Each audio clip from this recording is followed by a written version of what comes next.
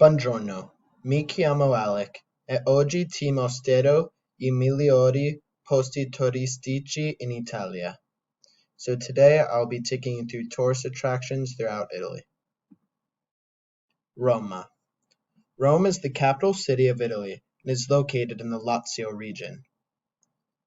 The historic city is located in the center of the Italian peninsula and is adjoined with the Tiber River. So as you can see in the picture to the left, it's right in the center of the peninsula.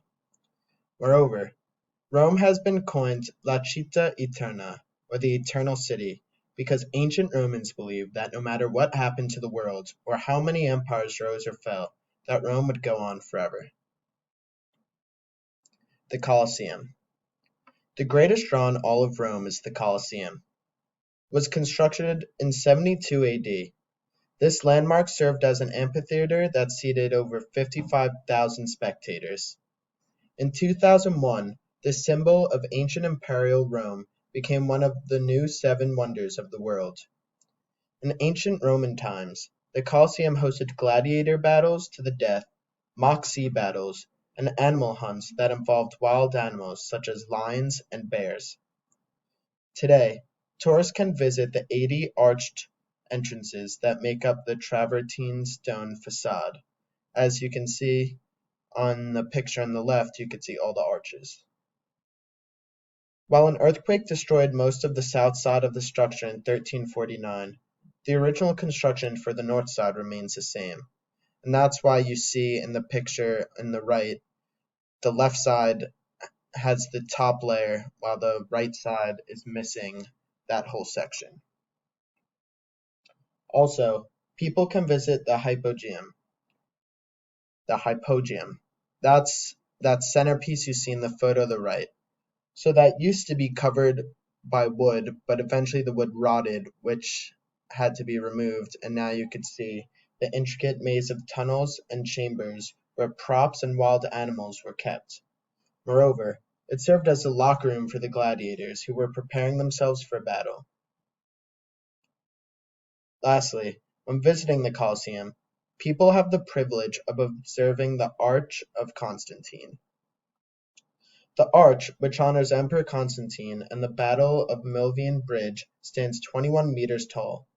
The structure has beautiful relief sculptures that depict the sacrifice of a sheep, bull, and pig to Mars. This sacrifice was done to purify the land that Rome occupies. From the time it was built all the way to today, the Colosseum remains Rome's most popular attraction. And as you can see in the photo on the right, that was original plans from hundreds of years ago for the Arch of Constantine. St. Peter's Basilica. Stato della Città del Vaticano, or the city-state, or the Vatican city-state, is actually an independent city-state located in the heart of Rome. With an area of 121 acres and a population of about 800, the Vatican is the smallest, yet most commonly visited state in the world.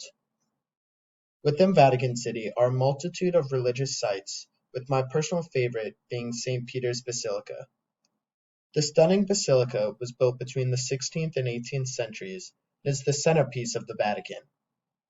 Before you enter the truly beautiful interior, you are greeted by an equestrian statue of Constantine, sculpted by Bernini, and a beautiful mosaic by Giotto above the primary doorway. As you can see in the photo on the right, that's the equestrian statue of Constantine. Moreover, the intimidating double bronze doors are features within itself. Once you enter the basilica, you enter a 185-meter-long nave that is 46 meters tall. The nave meets a dome that is nearly 120 meters above ground. My favorite part of St. Peter's Basilica is what it contains and the symbolic meaning of each. One of Michelangelo's most iconic pieces, the Pieta, sits behind reinforced glass. For me personally, it was a truly moving experience to see the sculpture in person, as it is the tombstone of my grandparents who migrated from Italy in the late 1950s. For me, it symbolizes the struggle they endured to provide a better life for my father and the family he would create. On the photo on the left is me with both my grandparents, my grandpa Francesco on the right, and my grandmother Antoinette on the left. Also, within the basilica is the chapel of the Sacrament, which holds Berini's tabernacle and Borromini's bronze grille. The pinnacle of the basilica's beauty is the papal altar. It is surmounted by baldancino, which was created by Berini. This is basically a large and finely crafted canopy full of relief sculptures and symbolizes the Catholic faith. Only the Pope is allowed to celebrate Mass at the altar. There is also the Chair of St. Peter, which is a wooden throne that is believed to have belonged to Peter the Apostle.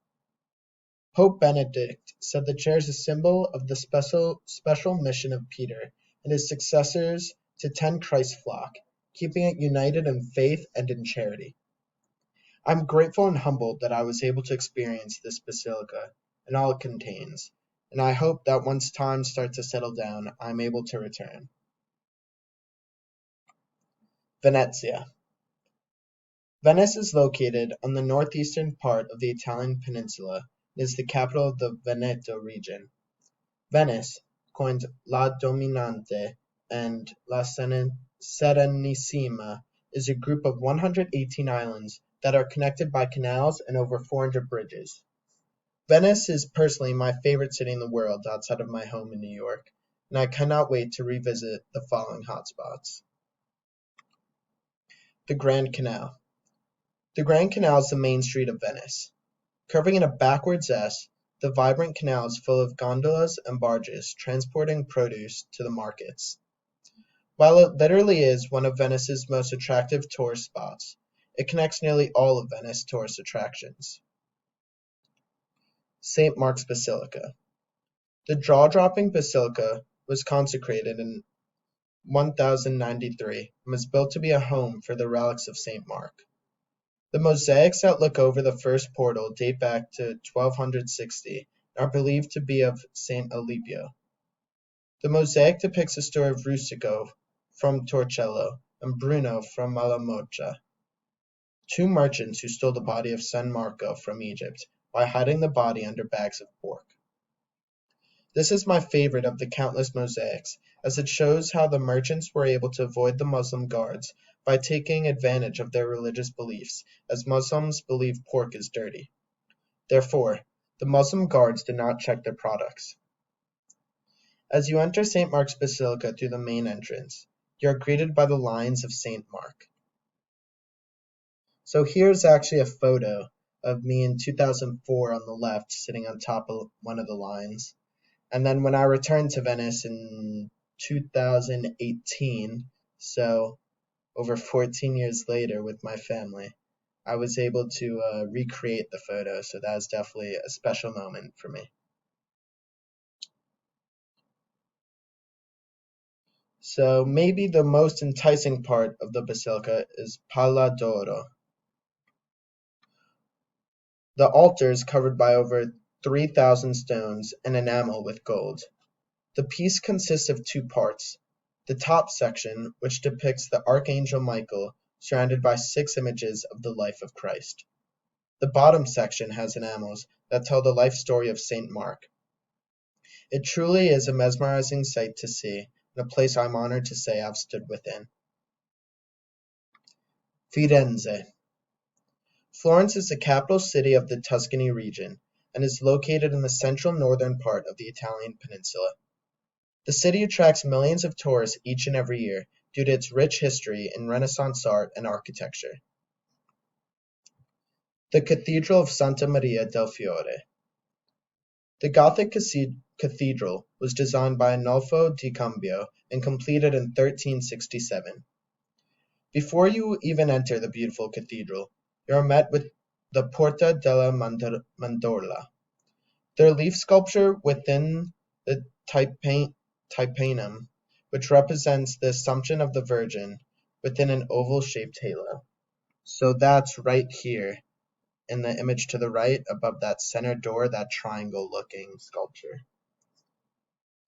On the left side, once you enter the building, we find the first two frescoes, showing the condottiero Giovanni Acuto and Niccolò da Tolentino, painted respectively by Paolo Uccello in 1436 and by Andrea del Castano in 1456.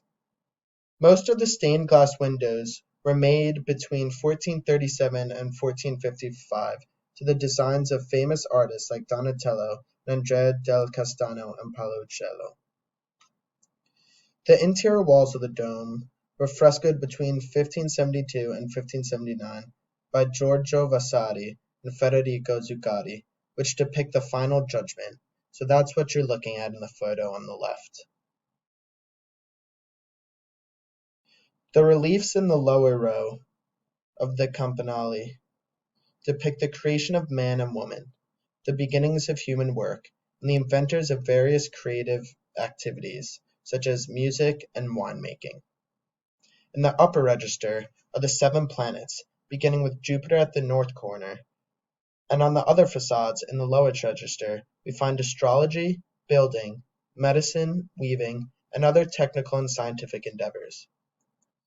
In the upper registers are, on the south, the theological and cardinal virtues, on the east the liberal arts of the trivium and quadrivium, and to the north the 7 sacraments. As you can see, the cathedral has an overwhelming amount of art that thoroughly provides its audience with deliberately painted scenes. So I actually took the photo on the left when I visited my brother who studied abroad, and then on the right is a photo of me with my family. Thank you for listening, and arrivederci.